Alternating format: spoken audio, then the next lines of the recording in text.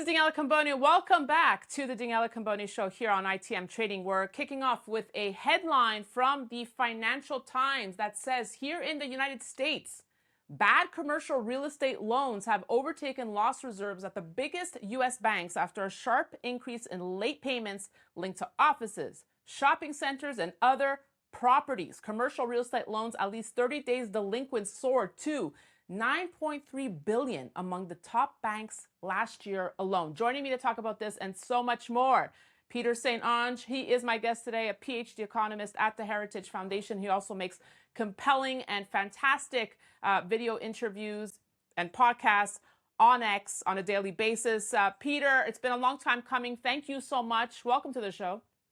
Oh, thanks for having me on, Daniela. We're going to be talking about a lot of light stuff here today. Let's start. Always, right? Let's start with this goodie that the Financial Times did a great report on. Basically, they're saying that the average reserves at JP Morgan Chase, Bank of America, Wells Fargo, Citigroup, Goldman Sachs have fallen from $1.16 to 90 cents for every dollar of commercial real estate debt on which a borrower is at least 30 days late. This is according to filings from the Federal Deposit Insurance Corporation. So for the folks at home listening to this, I mean, it sounds drastic. It sounds pretty bad, Peter. Yeah, I think, the banks aren't in danger of collapsing. They're still relatively low numbers. But I think the sort of biggest takeaway from this is that the banks are in a world of pain right now, right? You've got a lot of commercial real estate that is collapsing. There was just a news story yesterday that an abandoned office building in Los Angeles, not even very old, it's a pretty big one, they're going to knock it down, they're going to put up EV car chargers. Okay, that's a pretty pathetic use to knock down a massive office building and you got no better idea. That's like turning into a parking lot.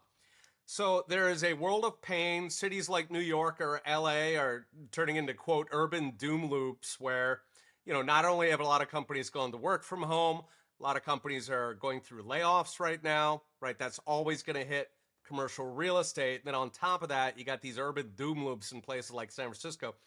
So there's a lot of pain in commercial real estate. And so what you would normally expect is that these banks would be increasing their cover. Right? They would be preparing for more pain.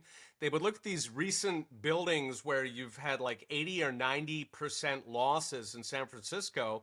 And, all of the major banks are going to be exposed to places like New York, San Francisco. So you would expect them to be preparing for incoming trouble. And instead, they're taking down the cover. In fact, they lopped it in half from $1.60 to 90 cents on the bad dollar. And so I think what that's setting a message here is that these are some of what we earned last year when we had this sort of bank crisis early in the year, starting with Silicon Valley Bank, and then we had a couple of other bank crashes. The total by deposits, okay, bank crashes in early last year, they were bigger than 2008, but they stopped all of a sudden. The reason they stopped all of a sudden is because Janet Yellen and Jerome Powell came in and said, we will cover everything. They looked at the casino, they saw all the gamblers losing money hand over fist, and they said, don't worry, boys. If your bet works out, you keep it. If it doesn't work out, we'll cover it. Now, of course, Jerome Powell doesn't have any money, right? That's either coming out of taxpayers, if it's Treasury, or it's coming out of dollar holders, if it's going to be Jerome Powell. So the banks are behaving as if they are not worried about a thing, right? They looked at that effectively a pre-bailout last year, and they're saying this looks great. So no matter what comes down the pike, commercial real estate collapsing, no problem. We're going to go ahead. We're going to take out the reserves. We're going to juice up our profits with that. They are draining it out because they know that either taxpayers or the Fed are going to come and foot the bill. Wow. Okay. Because I was going to say, there's a quote in the article from Michael Barr, who oversees bank supervision at the Fed. He said they have been closely focused on bank CRE lending, including how they are reporting their risk internally and whether they provision appropriately and have sufficient capital, blah, blah, blah. But to your point, Right. you're saying the banks are just like, okay, the Fed will just rescue us and whatever. But, okay, so are you saying that's most likely going to be the scenario, that the Fed would just bail them out? But I mean, how much can the system take? Yeah, well, that's what they've been doing. I've been calling it a pre-bailout, but things like BTFP, where the Fed lends you money based on fictitious asset values. See, so that way it doesn't look like a bailout. They're just lending you money, you understand? It's on garbage collateral, okay, but it doesn't look like a bailout. Or what Janet Yellen did with the FDIC, where she basically said, we're going to cover all of it. Right? The FDIC has something like $100 billion, and Janet Yellen implicitly is using that to cover $22 trillion of deposits. So again, it doesn't look like a bailout. It's for sure a bailout, but it doesn't look like it. And so, in 2008, when the banks crashed, they had to go hat in hand to Washington. They didn't have to do that last year. Bigger crash than 2008. No pressure, no concerns, no, bank paid op-eds about, we're going to have the Great Depression if we don't bail them out. Nothing. Why? Because the fix was already in. It's a pre-bailout. Banks now understand that, and so it is off to the races with moral hazard. One of the universals in finance is that higher risk pays better, right? You're going to make more money lending your money to some Argentinian hedge fund than you are, to grandma to refinance her house. And so once you have that world where anything that goes wrong, we're going to bail you out. You don't even have to go to the press. You don't even have to do the whole lobbying push. It's all automatic. When you get to that world, you are asking for just a massive snowball of risk. Massive snowball of risk. So, you don't, could we possibly see a China-like situation happen here? I think that's the end game exactly, is that China did exactly that. And the problem is it got too big to bail out. So that's where China is right now, is that they have Right. pumped so much money into residential housing and into manufacturing. It is too big to bail out. And so now they're trying to fix it at the edges, but foreign investors are fleeing. That's been what's been carrying the Chinese economy for 30 years. So, yeah, I think that's exactly the end game. Now, the problem is that these kinds of things don't blow up overnight, right? If you give Wall Street a green light to take as much risk as possible, in the next couple of years, you'll probably have a huge tissue fire of economic growth. It'd be very exciting, right? You'll have all this risk capital being deployed. And, of course, the payback doesn't come for a couple of years. Well, let's talk household debt now, Peter, because we're getting warmed up. So the New York Fed warns of mass defaults as household debt now hits a record 17.5 trillion. I had to reread that 3 times. That's up Yeah. 3.4 trillion since the pandemic. That's almost 30,000 per household. On top of the 10 trillion in new federal debt, almost 80,000 per household. In all, the average American household is now carrying over $400,000 in debt. They make 1/6 of that. That is clearly unsustainable at this point. Okay, this seems to me like a bigger issue here. Yeah, massive. So, and you say it's the only thing holding up the economy, debt. Talk to me about what the everyday American is living and what's the solution out of this? Yeah, the situation we're in is pretty weird at the moment. So, the Fed cut rates too low. They made money too easy. They did that to finance the federal government during COVID. And of course, inflation got away from them.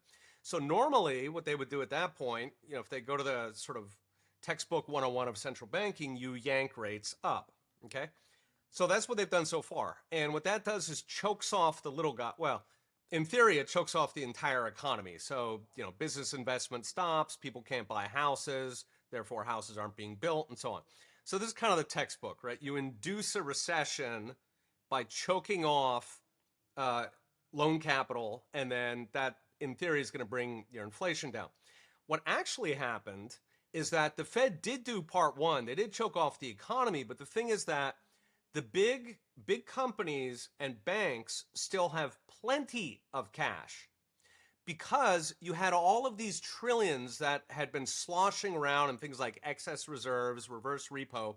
That money has been coming back out. So what it means is that the economy hasn't actually been choked, not the entire economy at large. That's why, we still have positive GDP growth, especially with the federal spending that has been just flooding money out. So the economy is not choked. Okay. What's choked is the little guy.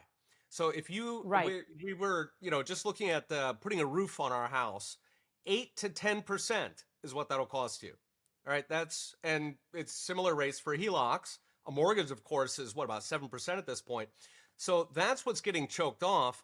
Now, what that means, if you translate that into regular people now, is that inflation has been soaring, interest costs are soaring, so credit card debt is over 20%.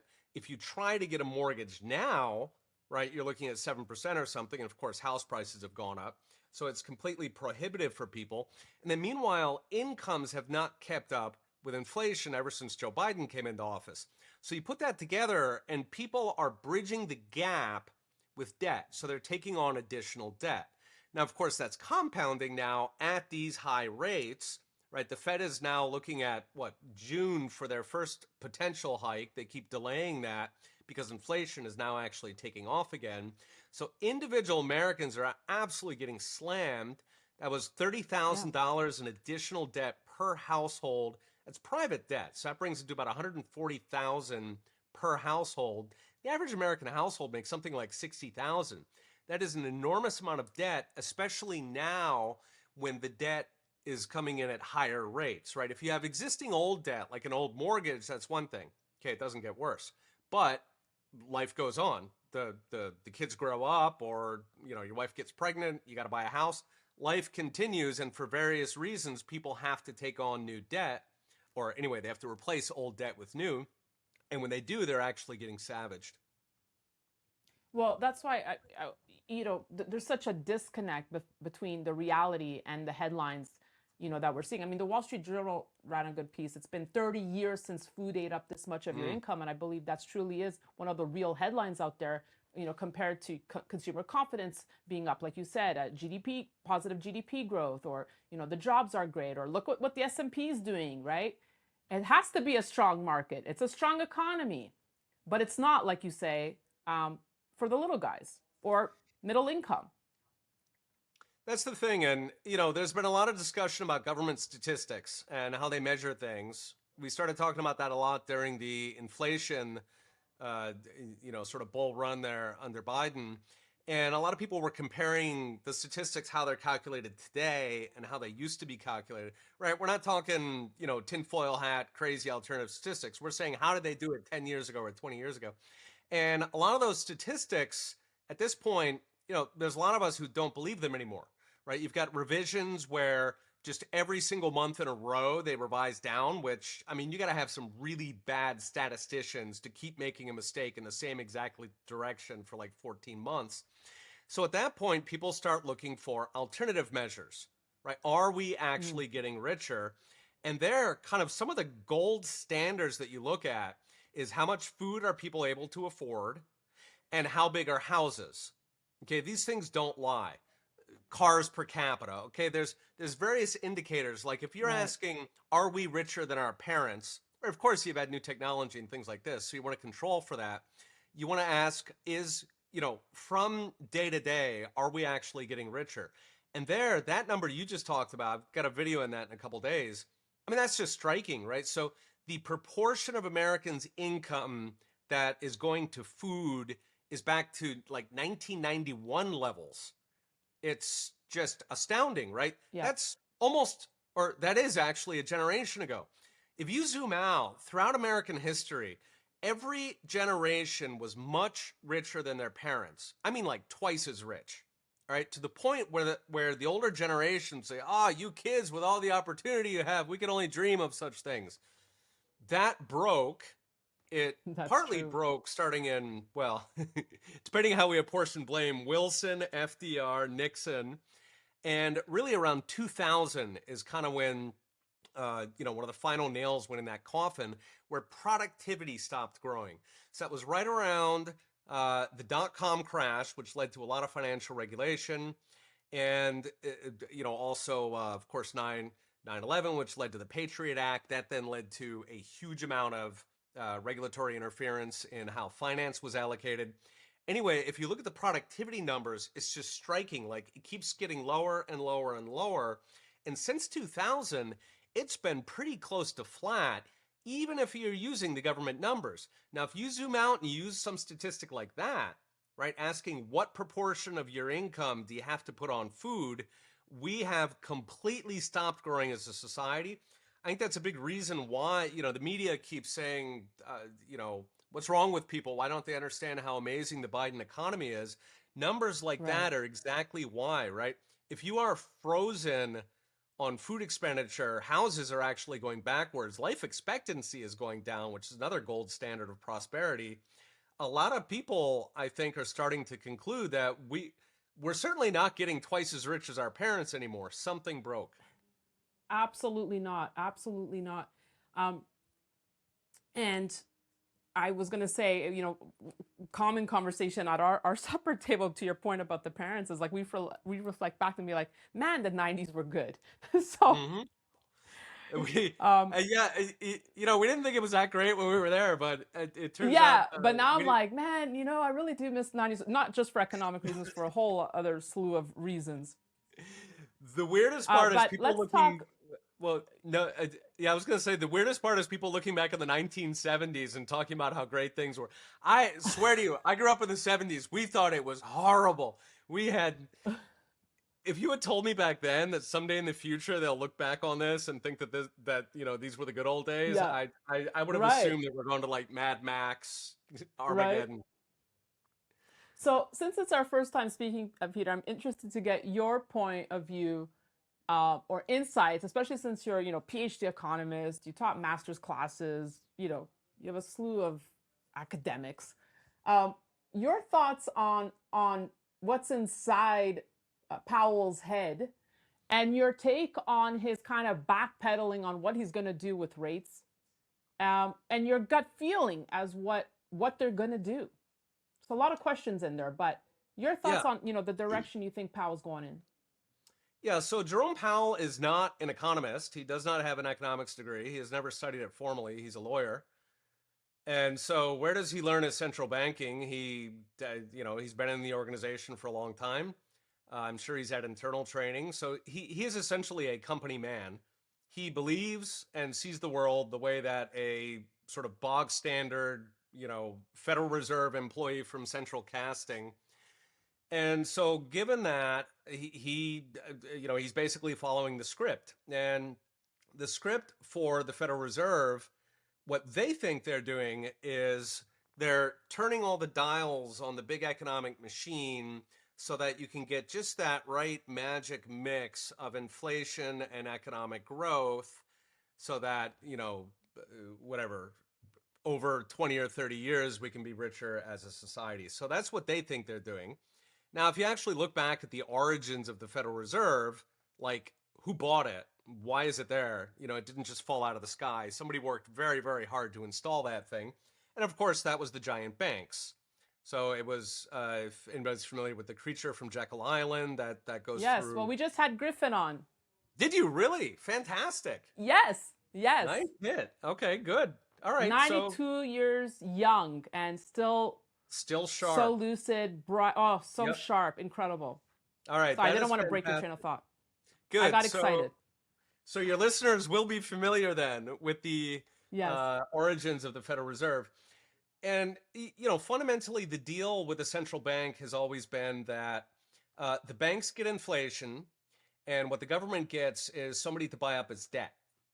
All right, so this is the origins of sort of the demon pact of central banking, starting in the Bank of England was founded. It essentially handed over control of the money. In other words, a licensed counterfeiting operation in exchange for buying up the national debt, so that the government wouldn't have to pay interest on it anymore. So fundamentally, what that means is that central banks want to inflate, always and everywhere. That is their purpose. That's why they were created. Their purpose is to inflate. to print as much money as possible and hand it partly to Wall Street in the form of cheaper loans that they can take a cut on, and partly to the government, which turns out to be by far the largest borrower in America, right? So cheap loans is excellent for the federal government. They can seize a bunch of money, essentially stealing it from everybody who has a dollar to begin with, and they're fantastic for banks. Now, when you read newspaper articles in mainstream media, a lot of the times when they're talking about the Fed, they'll talk about the Fed's fight against inflation, right? Right. And so normal Right. people might be forgiven for thinking that the Fed exists to fight inflation, which is hilarious because the only reason to create a central bank, its only purpose in life, is to print money. It is a licensed counterfeiting, in other words, inflation. So the reason, of course, is that the Fed is aware that people, voters, don't like inflation.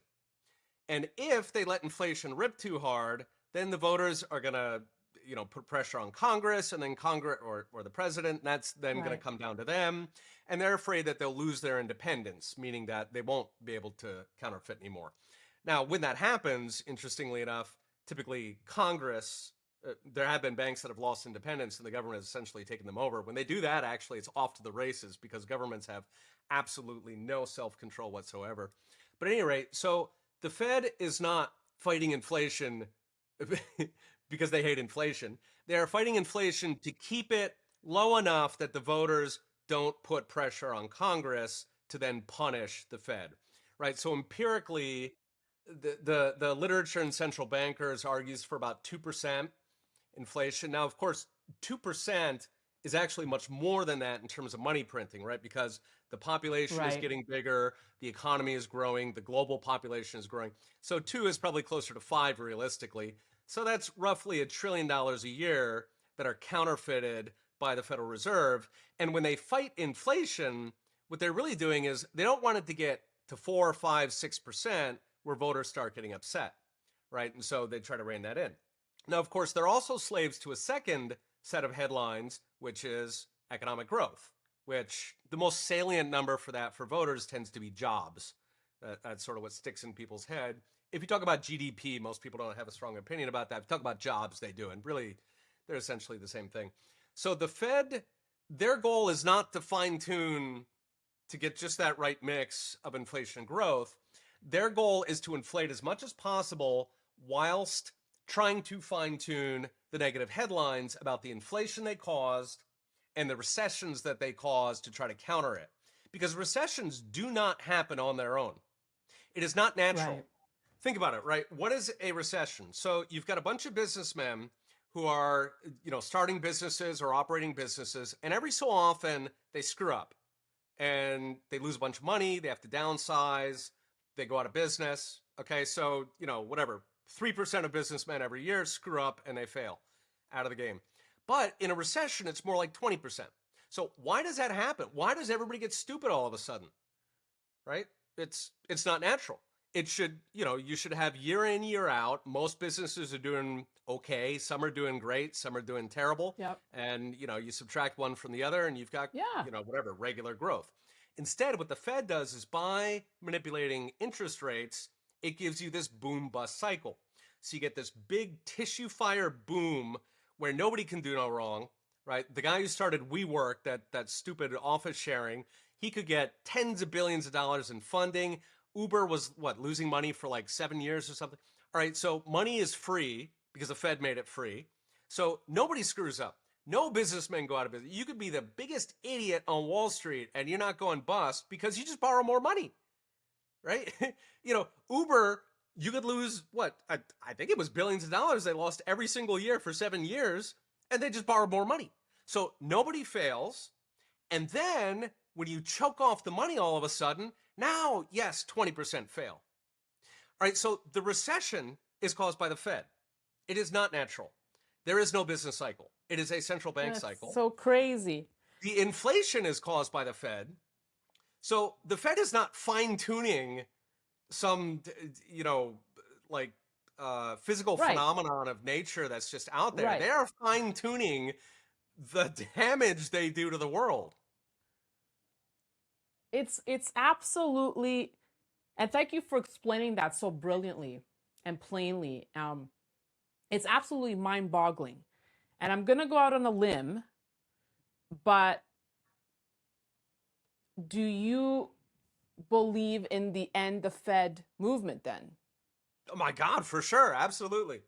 End it. Okay, Go it's back not to a limb. gold. Go back to All right. Bitcoin. Whatever you need. Yeah. Talk to me And about that. I mean, I know you're a big believer in Bitcoin. You're a mhm. believer in gold.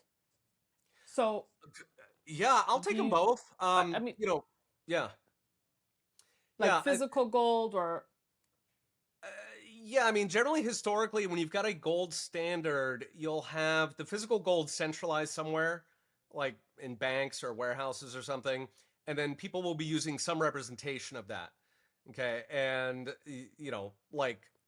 like a dollar, right? And then the idea is that you can take your physical paper dollar and you can go and trade that for gold at a bank if you want to. Okay, so generally the physical gold itself is centralized somewhere, and so that and we operated under a gold standard until the 1970s. It's not mhm. science fiction. The banking system worked essentially identically to how it does today. Uh, of course, up until the Fed was created, up until 1910, we had a very sophisticated economy. In many ways, it was more sophisticated than it is today. Obviously, lower technology, but it was sort of more complex in many ways, and that operated without even a central bank. So it's completely feasible. Andrew Jackson actually ended the last central bank we had in, I believe, 1836, somewhere around there. And he ended it specifically because that's what the bank was doing. It kept causing these big booms. The canal boom. There was this boom after boom of kind of like .com style stuff. So what is it? The East Indies boom. I mean, it was just it was kind of these endless almost like the China boom or whatnot. Like you kind of all the lemmings would go towards some investment thesis, and then you have this big boom, and all this money would get plowed in there, and then they would lose it all. So over and over, the second bank kept doing that. The American people back then were a lot smarter because we didn't have government schools. They were, by the way, genuinely smart. There's actually data on that. They were much, much smarter in the 19th century. We are idiots today. But at any rate, so people could actually understand what the Fed was doing. They could, comprehend the arguments, and un- enough of them understood it that he ended up getting rid of the bank. So you can absolutely get rid of it. In terms of gold versus Bitcoin, both are great. Bitcoin is much smaller and it's obviously more volatile. There's also a lot less institutional memory. So, like, there are bankers today who actually grew up under a gold standard. I mean, Mhm. like, they understand how it all works, right?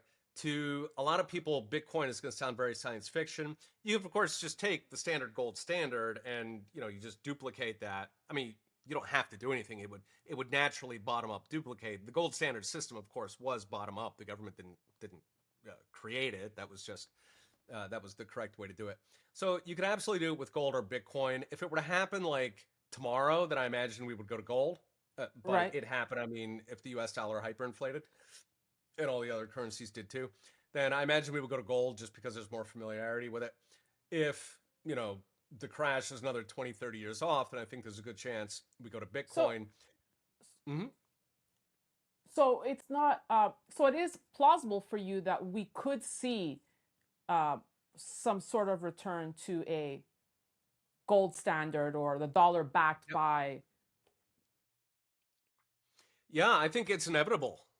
When we talk about all these unsustainable trends right now, the debt being driven up, I mean, it it has no natural enemy, right? There are very, very strong incentives for governments all over the world to keep doing that, and there's no countervailing pressure in the other direction. Historically, fiat has always collapsed. We've only really had global fiat now for 50 years since the Nixon shock. That's pretty close to the natural lifespan of paper currencies. So I think it's absolutely guaranteed. In fact, that's a big reason why I do own Bitcoin. I carry sponsors on my daily videos from Mhm. Bitcoin companies as well as gold companies, and because if you so in my view, there's near 100% probability that fiat is doomed. Okay, the only question is Mm-hmm. when, right? Is that going to happen in 5 years, in 20 years, in 50 years? And you can discount all of these, of course. You can just take net present value, so you can discount all these probabilities. And then you multiply that by what would the asset be worth if it replaced paper currency. So in gold's case, it would be worth something like 12 times more what it is today, Mm-hmm. from memory. And in Bitcoin's case, it would be something like 150 times what it is today, so 2 or 3 million, something like that per Bitcoin. So the given, or if one believes that it's certain that we're going to go to a hard money, and even if you believe that it's 99% certain that that's going to be gold, then Bitcoin is still undervalued, right? Because you're taking, whatever, 123 times or whatever the number is, you're multiplying that by 1% odds in the time frame. And then, of course, the next question becomes, all right, well, if we do go to gold, and it's gold, not Bitcoin, then what are the Yeah. odds over time that Bitcoin is going to replace gold? And that, to me, that strikes me as near certainty. Again, not in 5 years, maybe not even 30 years, maybe not in 50 years, right? Maybe in 50 years we're going to have the gold standard, but Bitcoin is still going to be there. I think Bitcoin is architecturally superior to gold. I love gold like one of my own children, but Bitcoin is in fact superior Oh to it. boy. It has better I'm supply, gonna have to bring you back stability. just to do a segment on Bitcoin versus gold. I vowed I wouldn't do another debate on that after Michael Saylor Justra, but I'm feeling one is brewing. Yeah, no, but I love them both. Okay, if we go to gold and not Bitcoin, I will be very, very happy. So I never say Okay. a bad word about gold, but I do think that, especially in the long run, right? The issue with gold is that it has to be centralized, right? Like if you're running around with gold coins, it's really hard to like pay, to like buy something on Amazon. Okay, you've got to have some sort of medium of payment, like a credit card or something, which means that the gold fundamentally has to be concentrated somewhere. It's got to be in a warehouse somewhere, and it's got to be a pretty sturdy warehouse, right? I mean, how many movies are there where they're breaking into steal the gold? It's got to be in like a pretty Right. impressive building. You can't have a gold standard where you say, I have the gold, but it's hidden. Okay, you actually have to like show people the gold. I mean, like literally, you gotta have like a camera rolling. You gotta say, here's the coordinates. Here, I'm proving this is the gold. I'm gonna cut it in half. So what does that mean? That means it's very, very easy for governments to come over and visit your gold warehouse and to come up with creative things for you to do with that gold, right? So this is the fundamental flaw of gold. It is eminently seizable. It is the most seizable thing on earth because you gather it in one place, you publicly announce where it is, you prove that it's there at any given moment. It is literally the easiest thing on earth for governments to Oh, seize. okay. So, like I said, I really think this needs its own segment, but let me just go there a Okay. second. All Let me right. just go there a Okay. second. All So, right. and I'm sure, and like, this might be an eye roll moment, but, I'm sure you get this question of, well, are you concerned at all about governments cracking down on Bitcoin? I mean, obviously, we've heard Jamie Dimon's thoughts on it, and every once in a Right. while, we'll hear some politician, come out and blurt out, we might want to stop it, or it's not, we want to make it illegal or whatever, right? And then Right. it quiets down, and then someone else opens their mouth again. So does that concern you at all when it comes to Bitcoin? Obviously not, right? Well, I mean, it does, but they did the same thing with gold under FDR, right? It was literally illegal to own gold. And guess what? A lot of people did hold on to their gold. Amazingly, there's lots of people who don't obey the Right. government. I wrote Right. an Well, article on that's this why a lot about, of people like the pre-1933s that can't yeah, be confiscated. exactly. I wrote an article on this a couple of years ago where I was talking about a ban backfiring, and if you sort of go through the game theory on it, right? So if you were to ban it tomorrow, let's just imagine that the federal government, Washington, bans Bitcoin, can't own it, can't use it. So of course, it immediately flushes out of the legitimate financial system, right? Now, it doesn't affect other countries, right? But it means that there's only two categories of people who are still owning and using Bitcoin, which are either foreigners and how would you call them? anyway, anarchists, people who disobey government rules.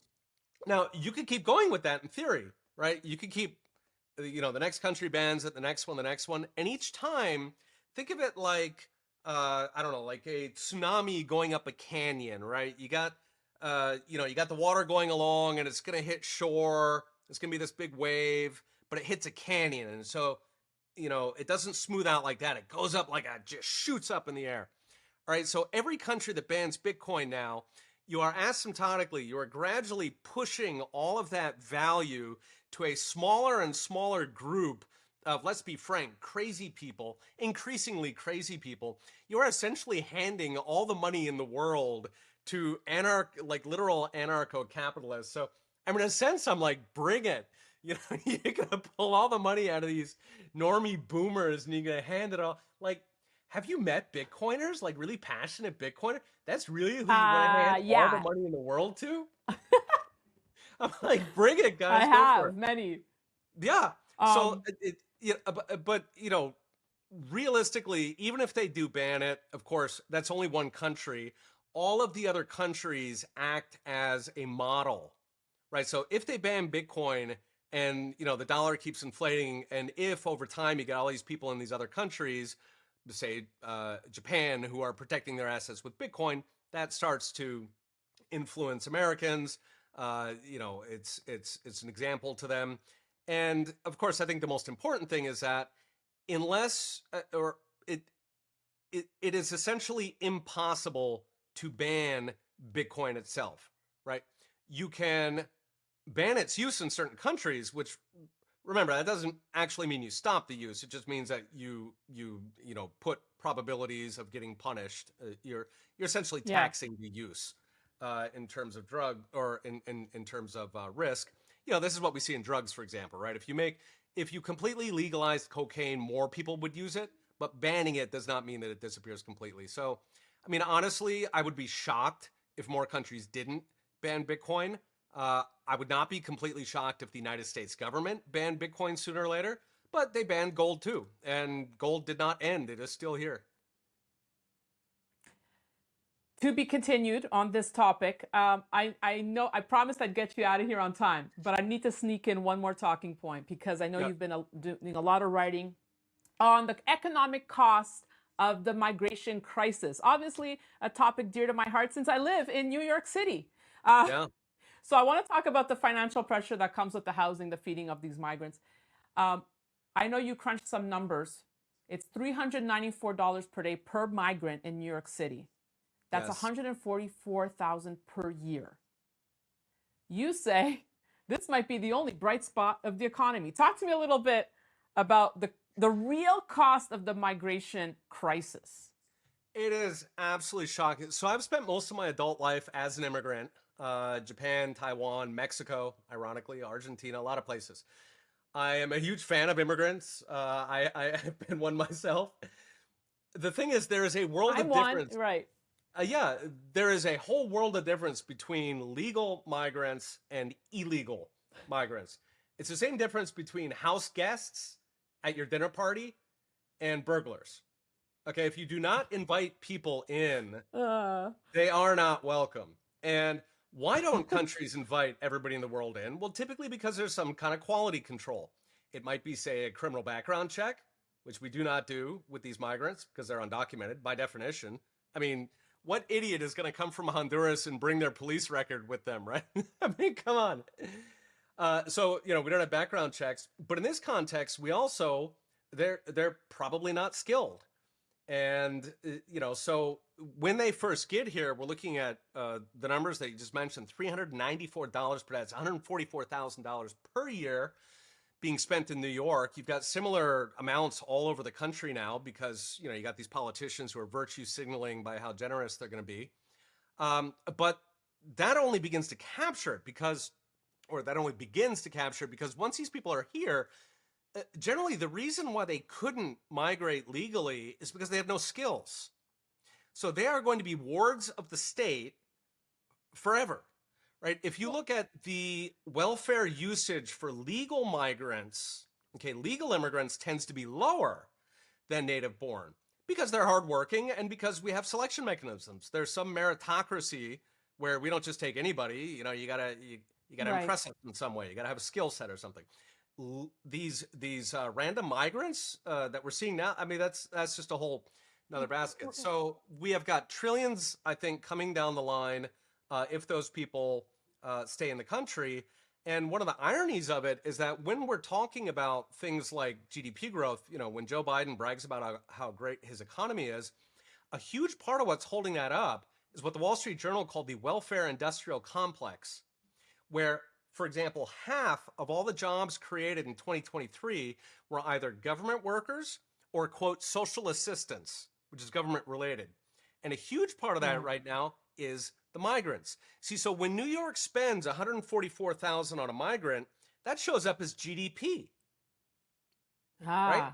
That gets counted in the statistics as, I'll be darned, New York is doing fantastic. Ding, ding, ding. Yes. Bingo, because government spending is GDP. It should not, because it's cost, but it is counted as GDP. It's counted as economic productivity. That's why the Soviet Union had incredible GDP numbers. There are all kinds of debates back in the 60s because Soviet Union had growth rates of like 7-8%.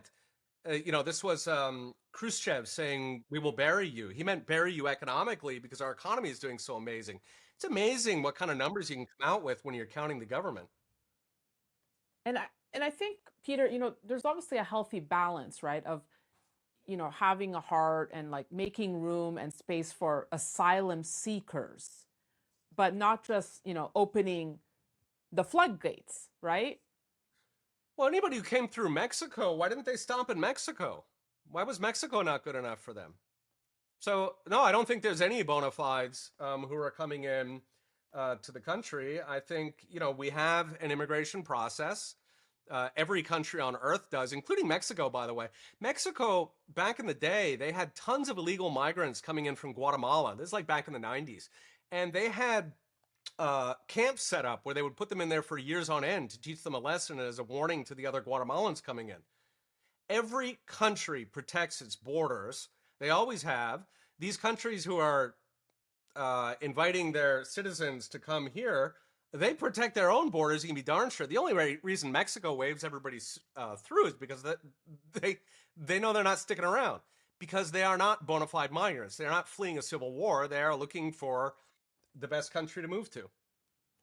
So let me ask you this. I went through the green card process, work permit process, and I got my green card in, 3 months, and, it was fine. But let me ask you this. Do you think it should become easier to access? Because I understand that for many, it's very difficult to get even a work permit. Do you think that should be an easier access? Economically, absolutely. It should be a heck of a lot easier. I think it might have even been Trump, but anyway, somebody was saying we should staple a green card to every PhD issued anywhere in the world. That's correct, economically. Now, politically, I think it's a little bit trickier because, like, to be frank, immigrants are terrible at voting. They tend to vote socialists, even Canadians, with all due respect. And so I think, in my personal view, economically, we should make it much, much easier to come here. Anybody who's got like decent, qualifications, if you're a doctor, if you're an entrepreneur, if you've already started a business, I would welcome all of those people here. However, I would not give them the vote until the next generation. All right. Well, on that note, I promised I'd get you out of here on time. Peter St Onge, you are welcome back on this show anytime. I was gonna say you're too cool to be an economist, but I did see that you are a former bartender. Yes. What was your best drink? Oh my God, Long Island iced tea. It's a challenging drink too. If you're angry at your bartender, have him make up 8 of those. He'll love you. There you go. That was the hardest question of the interview. Peter St Onge, merci, thank you. All right, thank you, Daniela. We'll see you soon, and thank you for watching. We'll have more great content coming your way, so be sure to stay tuned to the Daniela Cambone Show and sign up at danielacambone.com, and you can catch Peter daily with incredible videos on X, so be sure to stay tuned. We'll have more great stuff coming your way. That's it for me. Thanks for watching.